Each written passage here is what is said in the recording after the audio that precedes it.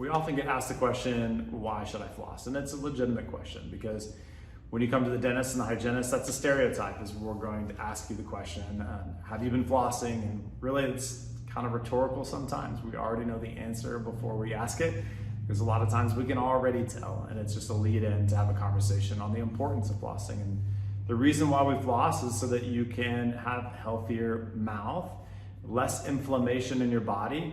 When there is less inflammation in the mouth, that is part of the body. That's the reason why we floss, is to decrease inflammation. And what is causing that inflammation? You might ask, it's bacteria between the teeth. It's a little bit of a myth that we floss in order to remove food from between the teeth. While that's a great benefit, it's not the main point.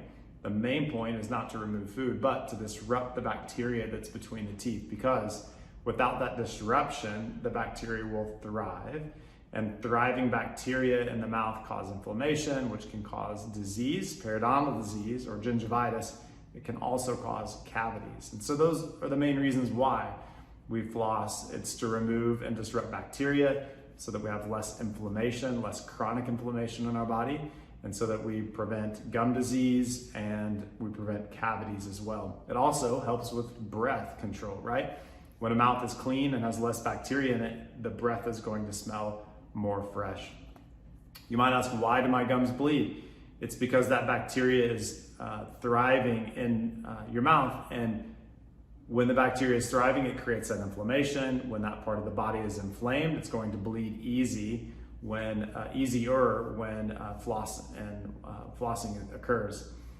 So how often should I floss is another pretty common question we get. It's complicated, but for most people, we would say one time a day. And if it's any time of day, we'll take it.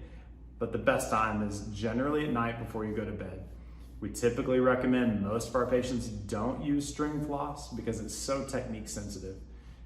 Most of our patients, we're recommending using a water flosser instead. Use warm water. That can help with the teeth being sensitive to cold water. But the water flosser is really the least technique sensitive way, meaning it's just the easiest way for patients to clean their teeth and do the best job and the most efficient job possible. This gives you stronger gums, a healthier body, and that's the reason why we floss and how often we should and the why.